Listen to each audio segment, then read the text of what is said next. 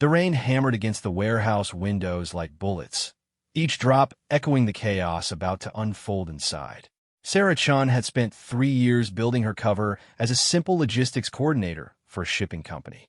3 years of coffee runs, filing reports, and pretending to be invisible while the real players moved around her like sharks in dark water. Tonight, that carefully constructed facade was about to shatter. She stood in the center of the abandoned warehouse, surrounded by 6 armed men who thought they had cornered a helpless office worker. Their leader, Marcus Rivera, a former Navy SEAL turned mercenary, circled her with the confidence of a predator who had never met his match. His tactical vest bore the faded insignia of his old unit, and his eyes held the cold calculation of someone who had killed before and would kill again. "You've been asking too many questions, little bird," Marcus said, his voice carrying the authority of someone used to being obeyed. "My employer doesn't appreciate curiosity." Sarah kept her breathing steady, her hands loose at her sides. The men had searched her for weapons, finding nothing but a simple smartphone and wallet. They had no idea that her body was the weapon, honed by years of training they couldn't begin to imagine. Her pulse remained calm as she calculated distances, angles, and the 17 different ways she could incapacitate each man in the room. "I was just doing my job," she replied, her voice carrying just the right tremor of fear. "I don't know what you're talking about." Marcus laughed, the sound sharp and dangerous in the empty space. "Your job ended the moment you started copying classified shipping manifests. Did you really think we wouldn't notice?" He stopped directly in front of her, close enough that she could smell the coffee on his breath and count the scars on his knuckles. "The question now is whether you're going to tell me who you're working for before or after we start taking pieces." The other men shifted, hands moving to their weapons. Sarah recognized the signs of violence about to erupt. In 30 seconds, this would become a battlefield. She had one chance to control the narrative, one moment to decide whether to maintain her cover or reveal the truth that would change everything. "Never forget," Marcus said, his hand moving to the knife at his belt. "I'm a SEAL warrior." The words hung in the air like a challenge. Sarah almost smiled. Almost. Because Marcus Rivera, for all his training and experience, had made one critical error. He assumed that a woman in a business suit couldn't possibly be more dangerous than a team of armed killers. He was about to learn just how wrong assumptions could be. The storm outside intensified, as if nature itself was preparing for what was about to unfold in that warehouse. And Sarah Chun, who had been pretending to be someone else for so long she had almost forgotten her real name, was finally about to remind herself exactly who she was. Sarah Chun's fingers trembled slightly as she adjusted her wire-rimmed glasses, a gesture she had perfected over 3 years of deep cover work. To the 6 armed men surrounding her, she appeared to be nothing more than a terrified office worker caught in a dangerous game she didn't understand. The truth was far more complicated. The warehouse stretched around them like a concrete cavern, filled with shipping containers and the metallic smell of rust and oil. Overhead fluorescent lights flickered intermittently, casting dancing shadows that seemed to move with their own malevolent purpose. Sarah had chosen this location carefully when she agreed to meet her supposed contact, knowing every entrance, exit, and potential weapon within 50 feet of where she now stood. Marcus Rivera continued his predatory circle, his combat boots echoing against the concrete floor. He wore his military background like a badge of honor, from the precisely trimmed beard to the way he carried himself with the absolute certainty of someone who had never lost a fight. His team moved with practiced coordination, covering angles and blocking escape routes with the efficiency of men who had worked together before. 3 years, Marcus said, stopping to examine a shipping manifest that one of his men had taken from Sarah's briefcase. 3 years you've been copying these documents, building quite a collection. He looked up at her with eyes that had seen too much violence to ever be truly at peace. My employer is very interested in knowing where all this information has been going. Sarah shifted her weight slightly, a movement that appeared nervous but actually positioned her left foot for maximum leverage. I told you I was just doing inventory checks. My supervisor asked me to cross-reference the shipping records with our database entries. Her voice carried the perfect note of confused innocence. If I did something wrong, I can fix it. I just need to understand what the problem is. The lie came easily after years of practice. In reality, those shipping manifests contained evidence of human trafficking operations spanning 3 continents, arms deals that violated international law, and money laundering schemes that funneled millions through seemingly legitimate cargo shipments. Sarah had been building a case that would bring down one of the largest criminal organizations in the world, and Marcus Rivera was just one piece of a much larger puzzle. Cross-reference, repeated Tony Vasquez, one of Marcus's men, with a snort of laughter. Tony was shorter than the others, but carried himself with the wiry tension of someone who compensated for size with speed and brutality. Lady, these manifests are classified above your pay grade. You shouldn't even know they exist. Sarah blinked rapidly, as if trying to process information that was beyond her understanding. Classified? But they were just sitting in a regular filing system. Anyone with database access could have pulled them. She paused, letting confusion color her features. Are you saying someone put classified documents in the wrong place? Marcus exchanged a glance with his second-in-command, a hulking man named Derek Shaw, whose neck bore the faded tattoo of a skull wearing a beret. Derek had been a Marine before joining Marcus's private security firm, and his methods had always leaned toward the direct approach. He cracked his knuckles with a sound like breaking wood. Boss, we're wasting time, Derek said. Let me work on her. She'll talk. Patience, Marcus replied, though Sarah could see the calculation in his eyes. He was weighing the value of information against the risk of exposure. Every minute they spent in the warehouse increased the chance that someone would notice their absence. Miss Chun, I'm going to ask you one more time. Who are you really working for? The question hung in the air like a blade waiting to fall. Sarah had prepared for this moment, had run through dozens of scenarios in her mind, but the reality was always more intense than the simulation. She could feel the weight of the Glock 19 that Derek wore in a shoulder holster, could see the tactical knife clipped to Tony's belt, could sense the barely contained violence that radiated from all 6 men like heat from a flame. I work for Continental Shipping Solutions, she said, her voice growing smaller. I've been there for 3 years. You can check my employment records, my tax returns, my apartment lease. I don't understand what's happening here. Marcus pulled out his phone and scrolled through what appeared to be a personnel file.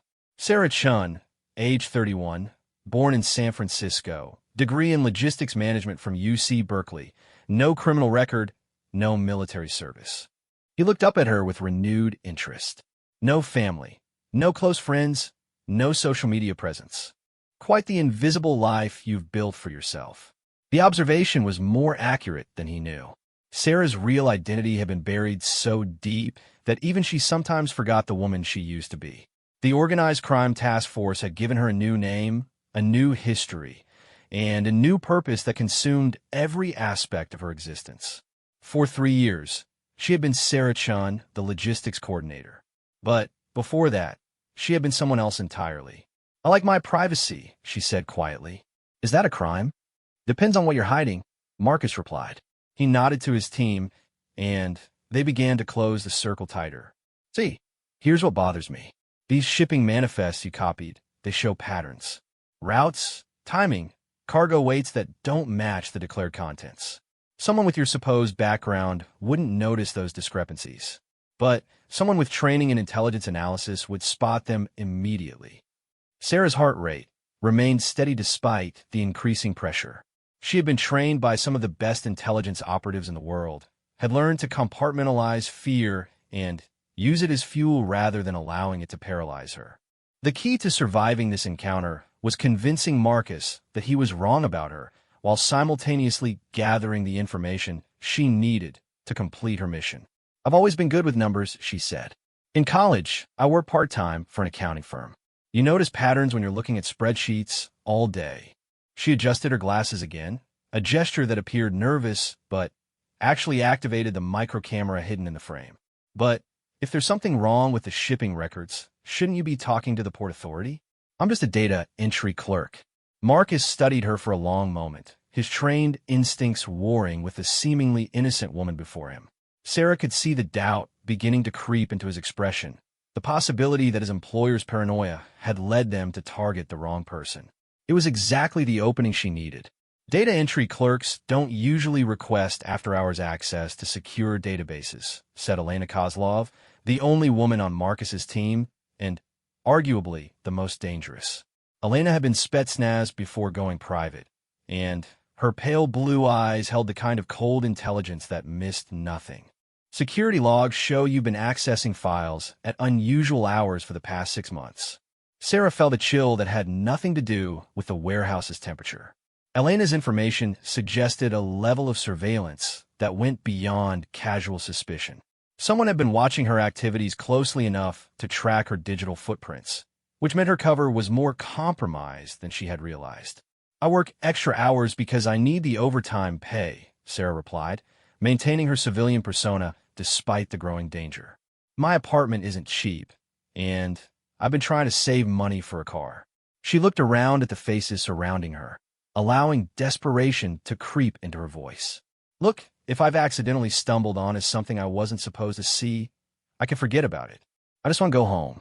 The plea was calculated to appeal to whatever humanity might remain in these men, but Sarah could see from their expressions that mercy was not on the table.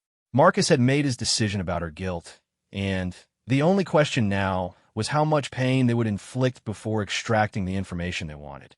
"Home," Marcus repeated thoughtfully. "Yes, let's talk about your home. 1-bedroom apartment in the Mission District, rent paid automatically from a checking account that receives exactly 1 direct deposit every 2 weeks. No furniture purchased locally, no utility setup calls, no internet installation appointments." His smile was sharp enough to cut. "It's like you appeared fully formed 3 years ago with a complete life that nobody actually lived."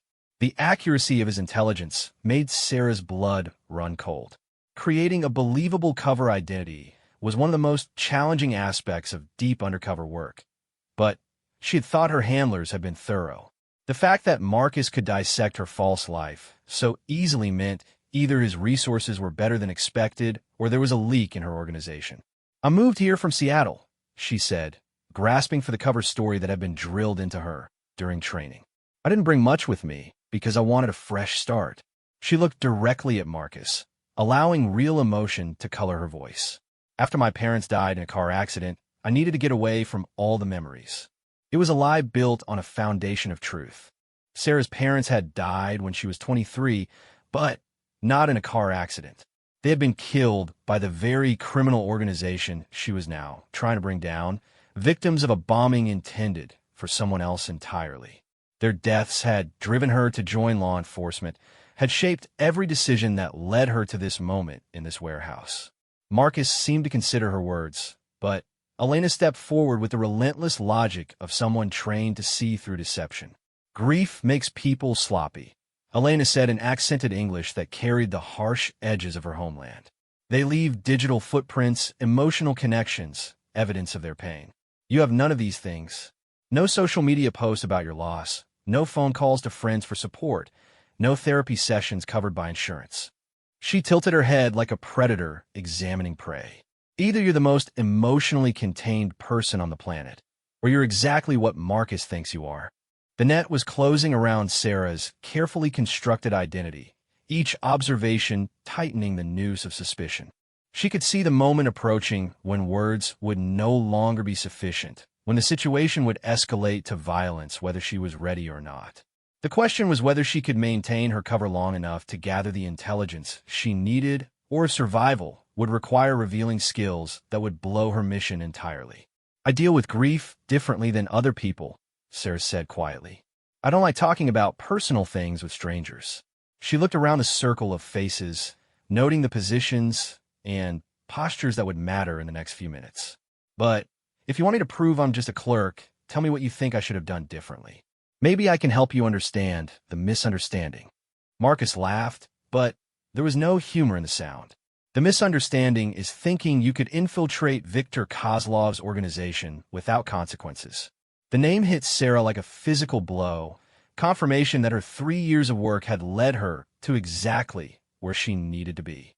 Viktor Kozlov was the ghost she had been chasing, the man whose criminal empire had killed her parents and countless others. I don't know who that is, Sarah said truthfully. She had never been able to put a face to the name, had only fragments of intelligence about the man who controlled shipping routes across 3 continents. Of course you don't, Elena said with bitter amusement. My brother prefers to remain in the shadows. But his shipping operation is very real, and your interference has cost him significant money. She moved closer, her hand resting casually on the grip of her pistol.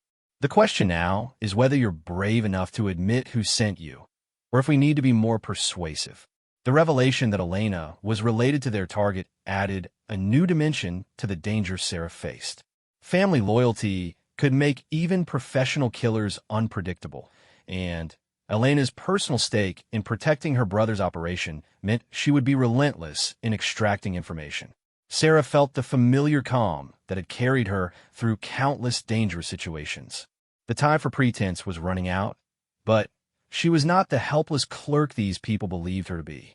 Soon, they would learn the difference between hunting a victim and cornering a predator. The warehouse lights flickered again, plunging them momentarily into darkness before the harsh fluorescents resumed their buzzing illumination. In that brief moment of blackness, Sarah made her final calculations and prepared to reveal exactly who she really was. The fluorescent lights stabilized with a harsh buzz that seemed to signal the end of pretense. Sarah could feel the weight of 6 pairs of eyes studying her every micro-expression, searching for the crack in her facade that would confirm their suspicions. The moment balanced on a knife's edge, and she knew that whatever happened next would determine whether she walked out of this warehouse alive. Marcus stepped closer, close enough that she could see the old shrapnel scars on his neck and smell the gun oil that clung to his tactical vest. His eyes held the flat confidence of a man who had interrogated dozens of people and always gotten the answers he wanted. He had no way of knowing that Sarah had been trained by people who made his SEAL instructors look like kindergarten teachers. Let's try a different approach, Marcus said, his voice dropping to a conversational tone that was somehow more menacing than shouting. I'm going to tell you what I know, and you're going to fill in the blanks. He began counting on his fingers with deliberate precision. 3 years ago, a data analyst named Jennifer Walsh disappeared from federal custody while being transported to a safe house. She was scheduled to testify against a shipping consortium that was moving more than cargo across international waters. Sarah's blood turned to ice water in her veins. Jennifer Walsh had been her real name, the identity she had buried so deep that hearing it spoken aloud felt like a violation of her soul. Only a handful of people knew about the connection between Jennifer Walsh and Sarah Chun, and most of them were supposed to be dead. This Jennifer Walsh, Marcus continued, studying Sarah's face for any reaction, had a very specific skill set. Computer forensics, financial analysis, pattern recognition. The kind of training that would allow someone to spot irregularities in shipping manifests that normal clerks would miss. He paused for effect. She also had very personal reasons for wanting to bring down Viktor Kozlov's operation. The name Jennifer Walsh hung in the air between them like an accusation. Sarah forced herself to maintain the bewildered expression of someone hearing this information for the first time, even as her mind raced through the implications. If Marcus knew about Jennifer Walsh, then someone had betrayed her at the highest levels of law enforcement. I've never heard of Jennifer Walsh, Sarah said carefully. And you still haven't explained why you think I'm involved in whatever this is about. She gestured around the warehouse with trembling hands. I'm just trying to do my job and pay my rent. I don't know anything about federal custody or safe houses or shipping consortiums. Elena moved to Sarah's left flank with the fluid precision of someone trained in urban combat. Jennifer Walsh's parents were David and Marie Walsh, she said in her accented English. They died in a car bomb meant for a federal prosecutor who was investigating my brother's business interests. A case of wrong place, wrong time that created a very motivated enemy. The words hit Sarah like physical blows. Hearing her parents' real names, spoken by their killer's associate, was almost enough to shatter the careful control she had maintained for 3 years. David Walsh had been a college professor who coached Little League Baseball on weekends. Marie Walsh had volunteered at a children's hospital and made the best chocolate chip cookies in their neighborhood. They had died because they happened to be visiting the wrong restaurant when a bomb meant for someone else turned their quiet dinner into a nightmare of fire and shrapnel. That's terrible, Sarah managed, her voice barely above a whisper. But I don't see what that has to do with me. Marcus pulled out a tablet and swiped through several photographs. Facial recognition software is quite remarkable these days, he said conversationally. It can see past different hairstyles, glasses, even minor surgical modifications. He turned the screen towards Sarah, showing her a side-by-side comparison of Jennifer Walsh's federal employee photo and a security camera image of Sarah Chun entering the shipping office. The resemblance was undeniable despite the shorter hair, different makeup, and wire-rimmed glasses that had become part of Sarah's daily disguise. The facial recognition software had identified 17 key biometric points that matched perfectly between the two images. Her cover wasn't just compromised, it was completely blown. Interesting coincidence, Marcus said, watching Sarah's face carefully. Two women who look identical, both interested in the same shipping records, both with the skills to understand what those records really mean. He set the tablet aside and crossed his arms. What are the odds?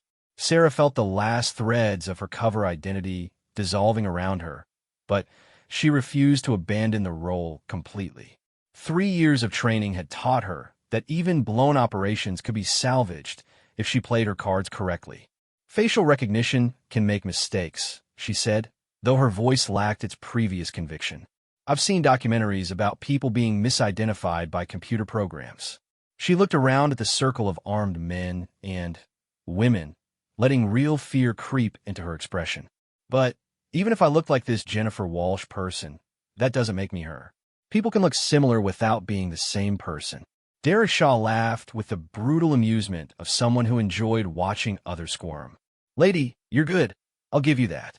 But you're fighting a losing battle here. He cracked his knuckles again, the sound echoing off the warehouse walls. Why don't you save us all some time and just admit who you really are? The suggestion carried an implicit threat that made the hairs on Sarah's neck stand up. Derek was the type of man who saw violence as a solution to every problem, and his patience was clearly running thin. She could see the eager anticipation in his eyes, the way his hands kept drifting toward the weapons at his belt. I've told you who I am, Sarah said, though she was already calculating the distances between herself and each potential threat. If you don't believe me, then I guess we have a problem. Tony Vasquez moved to cover the warehouse's side exit, cutting off one of Sarah's planned escape routes. His positioning was professional but predictable, the kind of tactical movement that worked well against civilians but might prove insufficient against someone with her training. The problem, Elena said coldly, is that you killed 3 of my brother's associates in Baltimore 6 months ago. The accusation hit Sarah like a thunderbolt, not because it was false, but because it was absolutely true. A shipping warehouse very much like this one, 3 men who thought they were meeting with a potential client. Instead, they met with someone who had been trained to kill professionally. The Baltimore operation had been a calculated risk that had gone sideways when her cover was blown during a meet. 3 men had died in the resulting confrontation, and Sarah had barely escaped with information that had led her to this moment. She had hoped that the deaths would be attributed to rival criminal organizations, but apparently Victor Kozlov's intelligence network was better than she had anticipated. I've never been to Baltimore, Sarah lied smoothly. I've lived in San Francisco for 3 years. You can check hotel records, credit card receipts, anything you want. Marcus smiled with the satisfaction of someone who held all the cards. We did check. Very thorough records showing Sarah Chun never left the Bay Area. But Jennifer Walsh's DNA was found at that Baltimore crime scene, along with fingerprints that somehow never made it into the federal database. He tilted his head like a curious predator. Funny how evidence can disappear when you have friends in high places. The net had closed completely around Sarah's dual identity. Someone with access to federal law enforcement databases had been feeding information to Victor Kozlov's organization, creating a trap that had taken 3 years to spring. The betrayal went deeper than she had imagined, which meant that even if she survived this encounter, her mission was likely compromised at every level. I don't know what to tell you, Sarah said quietly. If you're convinced I'm this Jennifer Walsh person, then Nothing I say will change your mind. She looked directly at Marcus, allowing resignation to color her features. What happens now? The question seemed to please Marcus, who interpreted it as surrender rather than reconnaissance. Now you're going to tell me everything you know about the federal investigation into my employer's business interests. Names, locations, operational details, and, most importantly, who else knows what you know? Sarah nodded slowly, as if accepting the inevitable. And, if I cooperate, you'll let me go? Elena laughed with bitter amusement. You killed my brother's people. Cooperation might earn you a quick death instead of a slow one, but you're not walking away from this. The honesty was refreshing in its brutality. Sarah had been in enough life-or-death situations to recognize when negotiation was no longer an option. These people intended to extract every piece of information from her before disposing of her body in a way that would never be found. The only question was whether she would die as Sarah Chan, the logistics clerk, or reveal herself as something far more dangerous. I understand, Sarah said, her voice carrying a note of defeat that was entirely manufactured. But before I start answering questions, I need to know something. She looked around at each face in turn, memorizing details that might prove useful in the next few minutes. How did you find me? I was careful about digital security, never accessed sensitive information from my home network, never made contact with my handlers from any traceable location. Marcus seemed pleased by the implicit admission of guilt in her question. Your tradecraft was excellent, he admitted. But you made one mistake that professional criminals never make. Sarah raised an eyebrow, genuinely curious despite the mortal danger she faced. What mistake? You try to do the right thing, Marcus replied. Professional criminals are predictably selfish. They act in their own interests, follow patterns based on greed and self-preservation. But federal agents, especially ones with personal stakes in the outcome, they take risks that criminals would never take. The observation stung because it was accurate. Sarah had indeed taken risks that a purely selfish actor would have avoided, had pursued leads that a professional criminal would have abandoned as too dangerous. Her desire for justice had made her predictable in ways that years of training hadn't prepared her for. You kept digging even when prudence suggested backing off, Elena added. You followed paper trails that led to our most sensitive operations, asked questions that attracted attention from people who prefer to remain invisible. She moved closer, her hand resting on her sidearm. A criminal would have taken what they could and disappeared, but an agent with dead parents needs to see justice done, even at the cost of personal safety. The psychological profile was devastatingly accurate. Sarah had been driven by more than duty or professional obligation. She had been motivated by a need for closure that had clouded her judgment at critical moments. Her handlers had warned her about the dangers of personal investment in undercover work, but she had been too arrogant to believe the warnings applied to her. Touching story, Derek said impatiently. Can we get to the part where she starts talking? I've got other places to be tonight. Marcus nodded, apparently satisfied that he had established psychological dominance over his prisoner. Let's start with something simple. How many other agents are working this investigation? Sarah looked around the warehouse one final time, noting the positions of her captors and the distance to potential weapons. She had pushed the charade as far as possible, had gathered what intelligence she could about Viktor Kozlov's operation and the extent of the security breach within her own organization. Now the only choice was between dying as a helpless victim or fighting as the warrior she had been trained to be. Other agents, she repeated thoughtfully, as if considering the question carefully. That's an interesting assumption. Something in her tone made Marcus take a step backward, his combat instincts recognizing a change in the dynamic even before his conscious mind processed what was happening. The trembling clerk who had stood before them moments earlier was gone, replaced by someone whose stillness carried a different kind of threat. What do you mean? Marcus asked, though Sarah could see in his eyes that he already suspected the answer. Sarah Chan smiled for the first time since entering the warehouse, and the expression transformed her entire face. The wire-rimmed glasses and conservative business suit remained the same, but underneath the disguise was someone who had killed professionally and would do so again without hesitation. I mean that you've been asking the wrong questions, she said quietly. You want to know about other agents, about federal investigations, about evidence that could bring down your operation. Her voice carried a new authority that made several of the men shift uncomfortably. But the real question you should be asking is whether you're prepared for what happens when a federal agent stops pretending to be helpless. The warehouse fell silent except for the wind rattling the metal roof and the distant sound of rain against broken windows. 6 armed professionals suddenly found themselves wondering whether they had cornered their prey or walked into a trap of their own making. Marcus reached for his sidearm, but Sarah was already moving. Time seemed to slow as Sarah's body shifted from stillness to explosive motion. 3 years of maintaining a civilian cover had required her to suppress every instinct, every reflex that had been burned into her muscle memory by countless hours of training.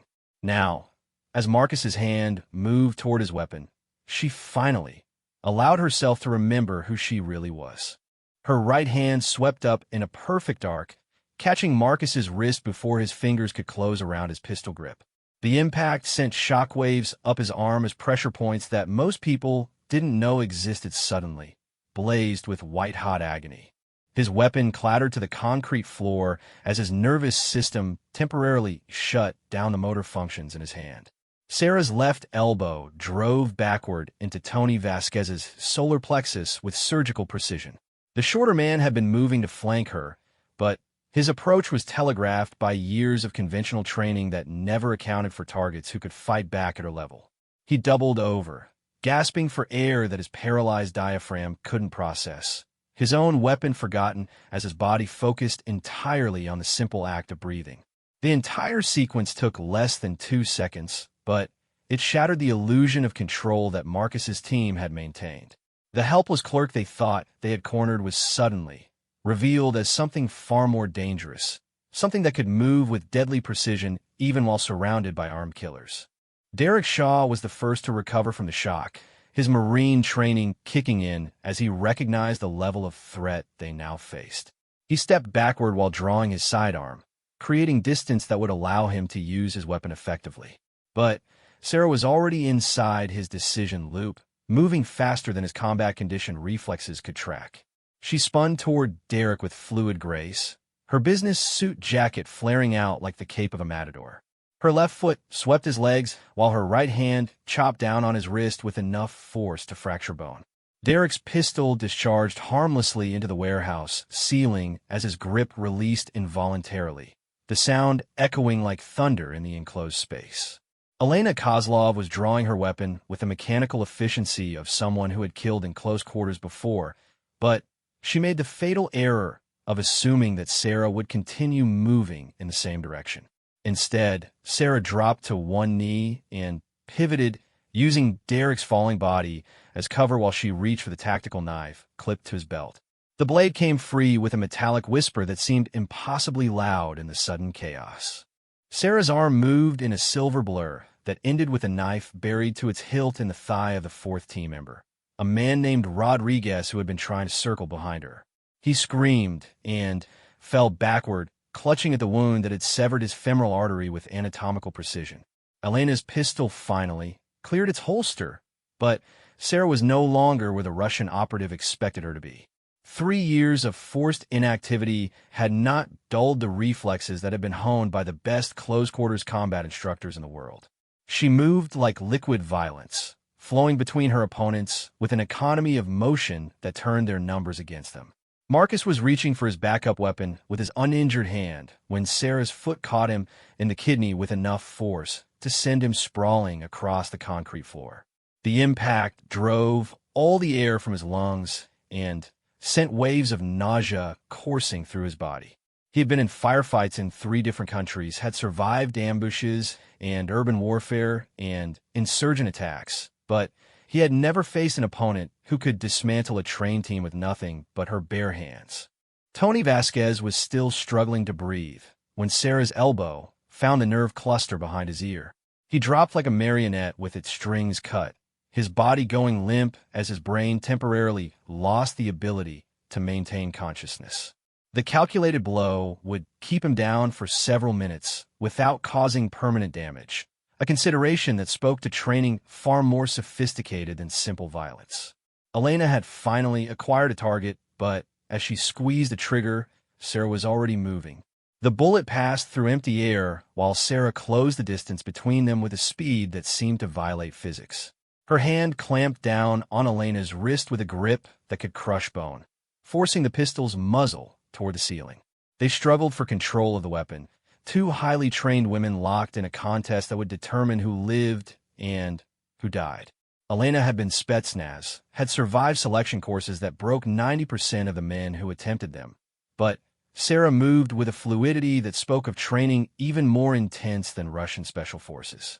Sarah's knee drove upward toward Elena's ribs, but the Russian woman twisted away and countered with an elbow strike aimed at Sarah's temple. The blow would have been fatal if it had connected, but Sarah ducked under it and used Elena's momentum to throw her across the warehouse floor. Elena rolled with the impact and came up in a crouch, her weapon still in hand, but now pointed at her opponent across 20 feet of open space. "You're very good," Elena said, breathing hard but maintaining perfect weapon discipline. "Better than I expected from American federal training." Her pale blue eyes studied Sarah with new respect tinged by wariness. "But you're still outnumbered, and I only need one shot." Sarah stood motionless in the center of the warehouse, her business suit torn and dirty, but her breathing controlled and even. Around her, men lay in various stages of consciousness, victims of a combat system that had turned their weapons and training against them. Only Elena remained as a threat, but she was the most dangerous opponent Sarah had faced. "One shot assumes you can hit me," Sarah replied, her voice carrying a calm confidence that made Elena's finger tighten on the trigger. "Your brother's people in Baltimore made the same assumption. They were wrong, too." The mention of Baltimore caused Elena's expression to shift from professional wariness to personal hatred. "You killed Dmitri," she said, her accent becoming more pronounced as emotion colored her voice. "He was my cousin, not just another operative. Family." Sarah felt no satisfaction at the revelation, only the cold calculation that had kept her alive through a dozen life-or-death encounters. "Dmitri tried to torture information out of a federal agent," she said simply. "He chose his fate when he made that decision." Elena's pistol remained steady despite the rage Sarah could see building behind her eyes. "And now you will choose yours," she said. "Drop the knife and surrender, or I will put a bullet through your heart." The standoff stretched between them like a wire under tension. Sarah could see the slight tremor in Elena's hands that indicated muscle fatigue from maintaining her firing stance. She could also see the tactical vest that would protect Elena's center mass from the throwing knife she had taken from Derek, along with the body armor that covered most vital targets.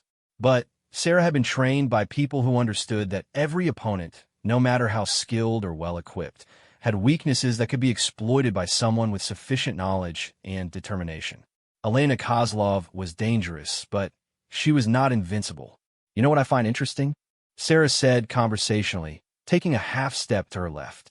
"Your brother Victor has built an empire based on staying invisible, but he sends his sister to clean up problems personally. That suggests either complete trust or complete desperation." Elena's eyes narrowed, but her weapon remained trained on Sarah's center mass. "Victor knows I can handle whatever problems arise," she replied, "including federal agents who think they're cleverer than they actually are." Sarah took another small step, this time to her right, establishing a pattern of movement that would make Elena's targeting calculations more complex. "Except I'm not just any federal agent," she said quietly. "I'm the daughter of David and Marie Walsh, and I've spent 3 years learning everything about your family's operation. Every route, every contact, every weakness." The words hit Elena like physical blows, not because they revealed new information, but because they confirmed the scope of the threat that Sarah represented. A federal investigation could be contained or corrupted, evidence could be destroyed or discredited, but personal vendetta was something far more dangerous to an organization that depended on staying hidden. "You want revenge for your parents," Elena said, understanding flickering in her pale eyes. "That makes you predictable, emotional, easy to manipulate." Sarah smiled with an expression that held no warmth whatsoever. "You're half right," she admitted. "I do want revenge for my parents. But You're wrong about it making me predictable. Her body shifted almost imperceptibly, weight transferring to the balls of her feet in preparation for explosive movement. It makes me very, very patient. Elena's finger was already tightening on the trigger when Sarah moved. But instead of diving to one side as Elena anticipated, Sarah dropped straight down while simultaneously throwing the tactical knife with lethal precision. The blade spun through the air in a perfect arc that ended with its point buried in Elena's shoulder, spinning her around and causing her shot to go wide. Sarah rolled forward and came up inside Elena's reach, her hands moving with surgical precision to disable her opponent's ability to fight. Pressure points that could cause temporary paralysis, nerve clusters that would shut down motor functions, the accumulated knowledge of a dozen different martial arts systems applied with scientific methodology. Elena fought back with the desperate fury of someone who had never been outclassed in personal combat. But her injured shoulder limited her range of motion while blood loss began to affect her reflexes. Sarah's training was simply superior, developed by people who understood violence as both an art and a science. The fight ended when Sarah's forearm found a pressure point below Elena's ear that would render her unconscious without causing permanent damage. The Russian operative collapsed to the warehouse floor, joining her teammates in temporary oblivion. Sarah stood among the scattered bodies of 6 professional killers, her breathing controlled despite the adrenaline coursing through her system. The wire-rimmed glasses had been lost somewhere during the fight, revealing eyes that held no trace of the frightened clerk who had entered the warehouse an hour earlier. She checked each of her opponents for signs of life-threatening injury, applying pressure to Rodriguez's leg wound with strips torn from her own jacket. Whatever else these people had done, she was still a federal agent, and that meant preserving life when possible. Marcus groaned and tried to push himself up from the concrete floor, his vision blurry and his body protesting every movement. "What the hell are you?" he asked through teeth clenched against the pain. Sarah looked down at him with eyes that had seen too much violence to ever be completely at peace. "I'm someone who's been waiting 3 years for this moment," she replied quietly. "And now that it's here, I'm going to finish what Viktor Kozlov started when he killed my parents." She picked up Elena's discarded pistol and checked the magazine, her movements professional and economical. Around her, the warehouse fell silent except for the sound of rain against broken windows and the labored breathing of defeated opponents. The first phase of her mission was complete. Now the real work could begin.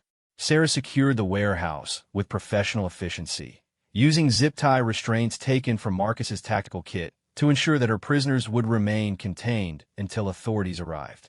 But she had no intention of waiting for backup that might not come.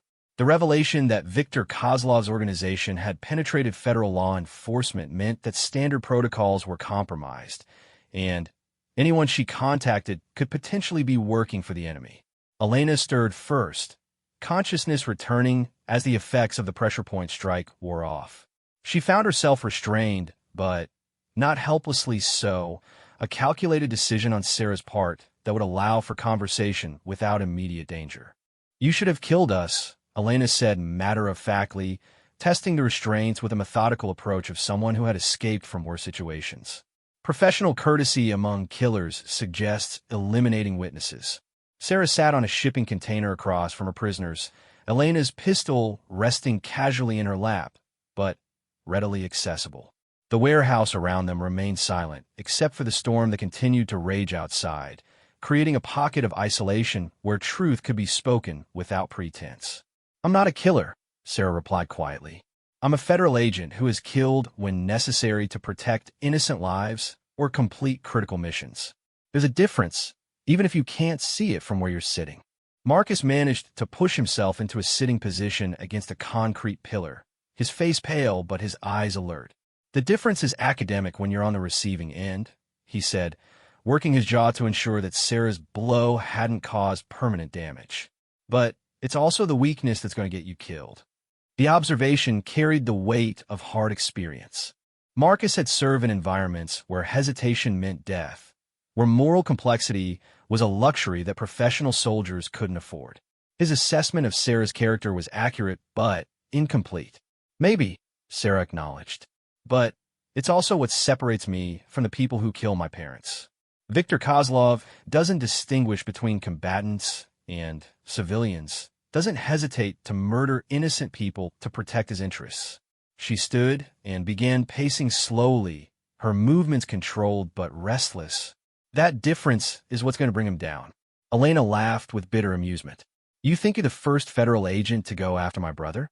You think you're the first to believe that justice and determination would be enough to overcome 30 years of survival in the most dangerous business in the world? The question hung in the warehouse air like a challenge. Sarah had indeed encountered evidence of previous investigations into Viktor Kozlov's empire, cases that had been closed due to lack of evidence or witnesses who disappeared before trial. She had told herself that her approach would be different, that 3 years of patient intelligence gathering would succeed where direct confrontation had failed. I think I'm the first to understand that bringing down Viktor Kozlov requires more than evidence and testimony, Sarah said evenly. It requires understanding how he thinks, how he operates, how he's managed to stay invisible for 3 decades. Tony Vasquez had regained consciousness but remained motionless, listening to the conversation while assessing potential escape opportunities. His experience as a private military contractor had taught him to gather intelligence even while captured, to look for weaknesses that could be exploited later. And what makes you think you understand him? Elena asked, genuinely curious despite their antagonistic relationship. You've been chasing shadows for 3 years, following paper trails that he wanted you to follow, seeing only what he allowed you to see. The statement struck Sarah like a physical blow because it contained an uncomfortable grain of truth. Her investigation had proceeded perhaps too smoothly at times, had uncovered information that seemed almost deliberately placed for discovery. She had attributed this to superior intelligence work, but Elena's observation raised the possibility that she had been manipulated from the beginning. Explain, Sarah said simply, her finger finding the trigger guard of Elena's pistol in an unconscious gesture of readiness. Elena shifted against her restraints, finding a more comfortable position for what promised to be a lengthy conversation. My brother didn't survive 30 years by hiding from law enforcement, she said thoughtfully. He survived by controlling it. Every major investigation into his organization has been guided by information he provided, steered toward targets he wanted eliminated anyway. The implication sent ice water through Sarah's veins. If Viktor Kozlov had been manipulating her investigation from the beginning, then everything she thought she knew about his operation could be carefully crafted disinformation designed to serve his purposes rather than expose his vulnerabilities.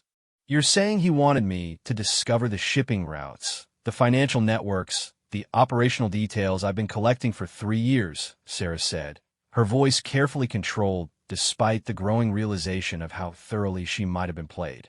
Derek Shaw groaned and opened his eyes, his broken wrist cradled against his chest as he struggled to process the conversation taking place around him. Lady, if you think you're the hunter in this situation, you haven't been paying attention, he said through gritted teeth. Kozlov doesn't get caught because he makes sure the people chasing him are always running toward traps. Sarah felt the careful edifice of her mission beginning to crumble around her. 3 years of work, 3 years of maintaining deep cover and gathering intelligence could all be worthless if she had been following a script written by her target from the beginning. Then, why am I still alive? She asked, challenging Elena's assessment with the only fact that seemed to contradict the manipulation theory. If Viktor wanted me eliminated, why send a capture team instead of assassins? Elena smiled with the satisfaction of someone delivering a fatal revelation. Because you're more valuable alive than dead, she said simply. Your investigation has mapped the entire federal task force working his case, identified every asset and operation that poses a genuine threat to his interests. He needs that information before he can move against your organization. The scope of the betrayal began to crystallize in Sarah's mind. Not only had she been manipulated into investigating targets that Viktor Kozlov wanted eliminated, but her very existence as a federal agent had been used to identify other threats to his empire. She was not the hunter she believed herself to be. She was bait in a trap designed to capture much larger prey. Marcus watched the realization play across Sarah's features with something approaching sympathy. "Welcome to the real world of intelligence work," he said quietly, "where every piece of information could be disinformation, where every ally might be a double agent, where the people you trust most are usually the ones who betray you." Sarah's training had prepared her for many scenarios, but not for the possibility that her entire mission had been compromised from its inception. The thought that her parents' deaths might have been just the opening move in a game whose scope she was only beginning to understand filled her with a cold rage that burned hotter than any emotion she had ever experienced. "Assuming you're telling the truth," Sarah said carefully, "what does Victor gain by revealing this to me now? Why would Elena risk exposing the manipulation instead of maintaining the deception?" Elena's pale eyes glittered with malicious amusement. "Because the game has moved to its final phase," she said. "Your usefulness as an unwitting asset has ended, and now you have a choice to make." The warehouse fell silent except for the wind rattling the metal roof and the sound of Rodriguez's labored breathing as he fought against the effects of blood loss. Sarah could feel the weight of decision pressing down on her, the awareness that whatever choice she made in the next few minutes would determine not only her fate, but possibly the fate of everyone who had worked with her. "What choice?" Sarah asked, though she suspected she already knew the answer. Elena leaned forward as much as her restraints would allow, her voice dropping to a conspiratorial whisper. "You can continue believing that you're a federal agent fighting for justice, in which case my brother will eliminate you and everyone you've ever worked with. Or you can accept that you've been outplayed from the beginning and consider the possibility of switching sides." The suggestion was obscene, a betrayal of everything Sarah had sworn to uphold when she became a federal agent. But it was also a potential opportunity to get closer to Viktor Kozlov than any law enforcement operation had ever managed. The question was whether she could maintain her true loyalties while appearing to accept his offer. "Switch sides," Sarah repeated thoughtfully. "Join the organization that killed my parents and countless other innocent people. Betray my oath and my colleagues." She stood and walked closer to Elena, the pistol held loosely but ready. "In exchange for what?" Elena smiled with the confidence of someone who believed she held all the cards. "In exchange for learning the truth about your parents' deaths," she said quietly. "Because the car bomb that killed them wasn't intended for a federal prosecutor. It was intended for them specifically." The revelation hit Sarah like a physical blow, shattering her understanding of the event that had shaped her entire adult life. She had always believed that David and Marie Walsh had been random victims of violence meant for someone else, collateral damage in a war between criminals and law enforcement. "You're lying," Sarah said, but her voice lacked conviction. Elena's statement had the ring of truth, the kind of devastating revelation that recontextualized everything that had come before. Marcus watched the exchange with growing interest, recognizing that Elena was playing a deeper game than he had realized. "Your brother actually told you to recruit her?" he asked with something approaching admiration. "After she killed 3 of your people and compromised this entire operation?" Elena nodded slowly, her eyes never leaving Sarah's face. "Victor has been planning this recruitment for 3 years," she said. "Every piece of intelligence she gathered, every operation she uncovered, every contact she made has been carefully orchestrated to bring her to this moment." She paused for dramatic effect. "The only question is whether she's smart enough to accept reality or stubborn enough to die for an illusion." Sarah felt the ground shifting beneath her feet as the comfortable certainties of her mission dissolved into ambiguity and doubt. Everything she thought she knew about her parents' death, her career as a federal agent, and her 3-year investigation into Viktor Kozlov's empire was potentially based on carefully constructed lies. But she was also trained to recognize manipulation, even sophisticated manipulation designed to exploit her emotional vulnerabilities. Elena's offer could be genuine, or it could be another layer of the same deception that had controlled her investigation from the beginning. "I need proof," Sarah said finally. "If my parents were specifically targeted, if Viktor Kozlov has been manipulating my investigation, if any of what you're saying is true, I need evidence that can't be faked or manipulated." Elena smiled with genuine satisfaction, as if Sarah's demand for proof had been anticipated and prepared for. "The evidence is in Victor's personal files," she said. "Files that only family members and trusted associates are allowed to access." She paused, letting the implication hang in the air. "Accept his offer, and you'll learn everything you want to know about your parents, and much more besides." The warehouse fell silent as Sarah weighed her options. She could kill her prisoners and continue her mission alone, relying on intelligence that might be completely fabricated. She could contact her federal handlers and risk exposing them to an organization that had already demonstrated its ability to penetrate law enforcement. Or she could accept Elena's offer and enter the heart of Viktor Kozlov's empire, gambling that she could maintain her true loyalties while appearing to betray them. Outside, the storm was beginning to subside, but inside the warehouse, a different kind of tempest was just beginning. Sarah Walsh, who had spent 3 years pretending to be Sarah Chun, the logistics clerk, was about to make the most dangerous decision of her life. The hunter was about to become the prey, but whether that transformation would lead to victory or destruction remained to be seen. The decision that would define the rest of Sarah's life crystallized in the space between one heartbeat and the next. Standing in that warehouse, surrounded by the consequences of 3 years of careful planning, she realized that every choice available to her carried the potential for catastrophic failure. But paralysis was not an option for someone who had been trained to make life-or-death decisions under impossible circumstances. "I need to make a phone call," Sarah said finally, her voice carrying a note of resignation that made Elena smile with satisfaction. She pulled out her encrypted phone, the one she had carried for 3 years without ever using it for personal communication. Her handlers had insisted on maintaining radio silence, except for genuine emergencies, and this situation definitely qualified as an emergency of the highest order. "Agent Walsh," came the familiar voice of Director James Morrison, her direct supervisor, and one of only 3 people who knew her true identity. "You're breaking protocol by making contact outside of scheduled windows."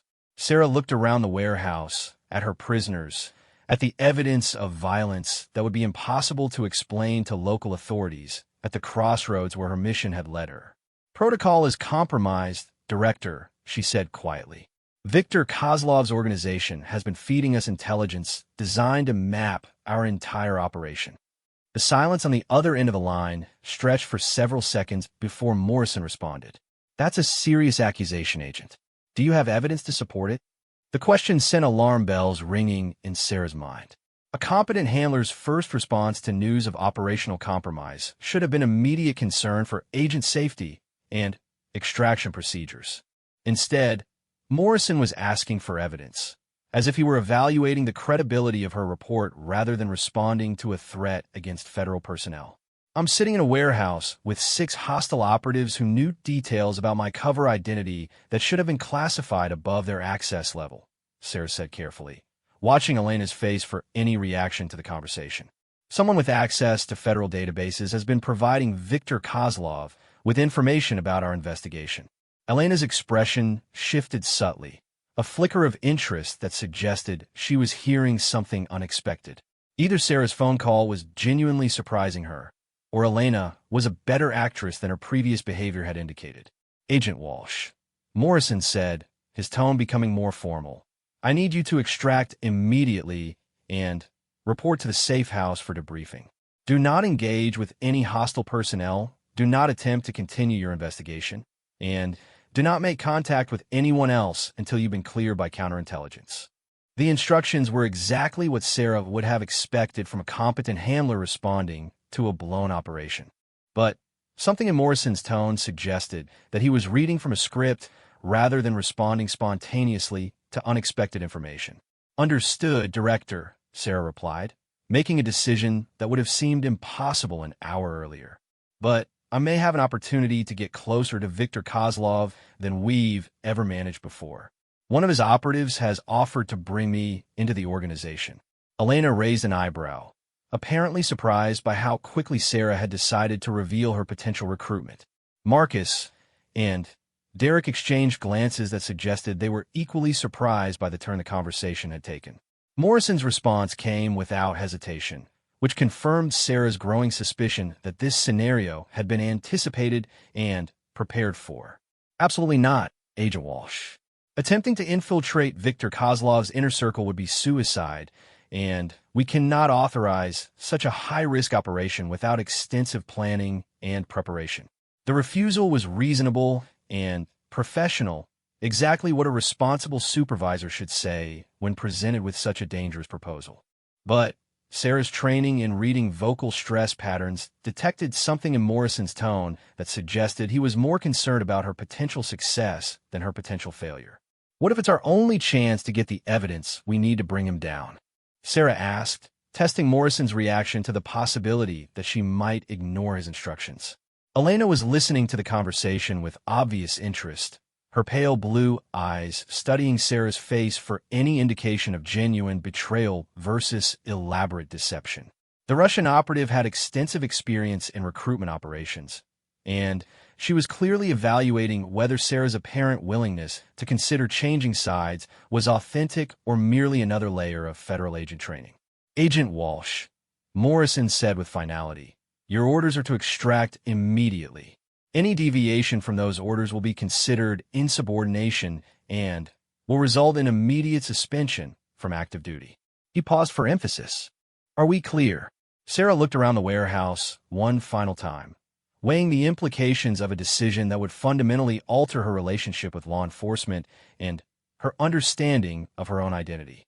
If Morrison was compromised, then following his orders would likely lead to her death and the deaths of everyone else working the investigation.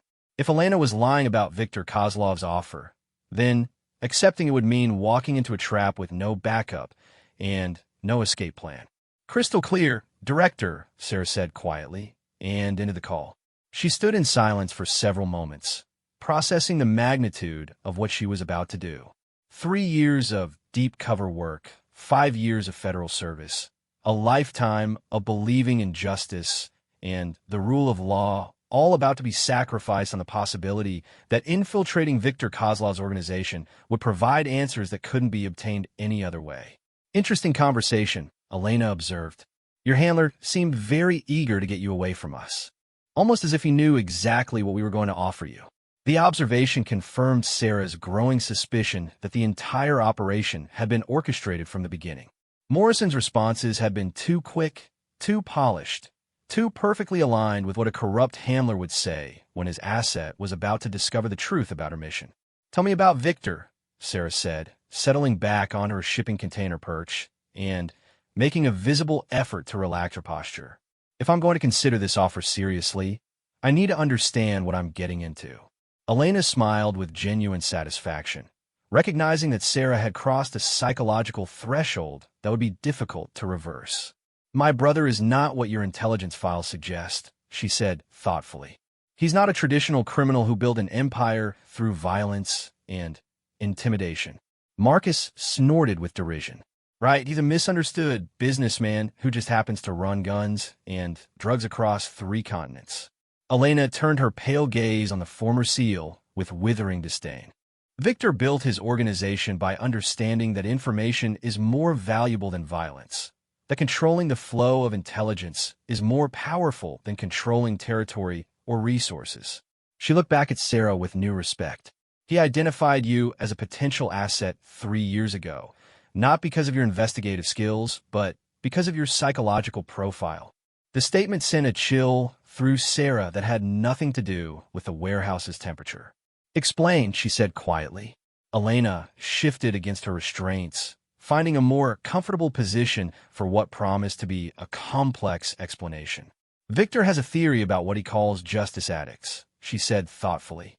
People who are psychologically compelled to seek balance and retribution, even when doing so serves no practical purpose. She paused, studying Sarah's reaction. He believes that such people can be more reliable than mercenaries because their motivation goes deeper than money or loyalty. The psychological assessment was uncomfortably accurate. Sarah had indeed been driven by something deeper than professional obligation, had pursued this investigation with a single-minded determination that had sometimes concerned her supervisors. The idea that Viktor Kozlov had identified and exploited this aspect of her personality suggested a level of psychological sophistication that she had not anticipated. And what does he want from justice addicts? Sarah asked, though she suspected she already knew the answer. Elena's smile carried a hint of admiration for her brother's strategic thinking. He wants them to discover that justice and law enforcement are not the same thing, she said quietly. That sometimes bringing criminals to account requires working outside the system that protects them. The recruitment pitch was sophisticated and seductive, appealing to Sarah's frustration with legal technicalities that allowed dangerous people to escape consequences for their actions. It was also exactly the kind of rationalization that had led countless law enforcement officers to cross the line between justice and vigilantism. Derek Shaw had been listening to the conversation with growing impatience, his broken wrist throbbing with pain that made it difficult to concentrate on the psychological subtleties of recruitment operations. "This is all very philosophical," he said through gritted teeth. "But what's the practical offer? What exactly is she supposed to do if she joins your brother's organization?" Elena's expression became more serious as she shifted from psychological manipulation to operational details. "Victor has a problem that requires someone with federal law enforcement credentials and investigative experience," she said carefully. "Someone who can access databases and information sources that are normally beyond his reach." Sarah felt the trap closing around her with mechanical precision. Viktor Kozlov was not offering her a chance to infiltrate his organization. He was offering her a chance to become a corrupt federal agent who would provide him with intelligence while maintaining her official position. "You want me to become a mole?" Sarah said flatly. Elena nodded slowly, apparently satisfied that Sarah understood the true nature of the offer. "You would continue your current assignment, but you would share selected information with Victor's organization while steering federal investigations away from his most sensitive operations." The proposal was elegant in its simplicity and devastating in its implications. Sarah would not have to abandon her federal position or dramatically alter her behavior. She would simply have to betray her oath and her colleagues in small, incremental steps that would be difficult to detect or prove. "And in exchange, I learned the truth about my parents' death and gain access to information about Victor's organization that could eventually bring him down," Sarah said, working through the logic of what was essentially a long-term triple agent operation. Elena's smile suggested that she recognized the complexity of Sarah's thinking. "Among other benefits," she said cryptically, "Victor rewards loyalty with information, and he has been accumulating information about law enforcement corruption, political conspiracies, and criminal operations for 3 decades. The offer was simultaneously repulsive and irresistible. Accepting it would mean betraying everything Sarah had sworn to uphold, but it might also provide access to intelligence that could expose corruption at the highest levels of government and bring down criminal organizations that seemed untouchable through conventional law enforcement methods." Tony Vasquez had been listening to the conversation with growing unease, his experience with morally ambiguous operations making him sensitive to the psychological pressures that Elena was applying. "Lady, whatever you're thinking, don't," he said quietly. "I've seen good people go down this road, and it never ends the way they think it will." Sarah looked at the man who had been prepared to kill her an hour earlier, surprised by the note of genuine concern in his voice. "Why do you care what happens to me?" Tony met her gaze directly, his expression serious despite the pain from his injuries. "Because you remind me of someone I used to be," he said simply, "before I started making compromises and telling myself they were justified by circumstances."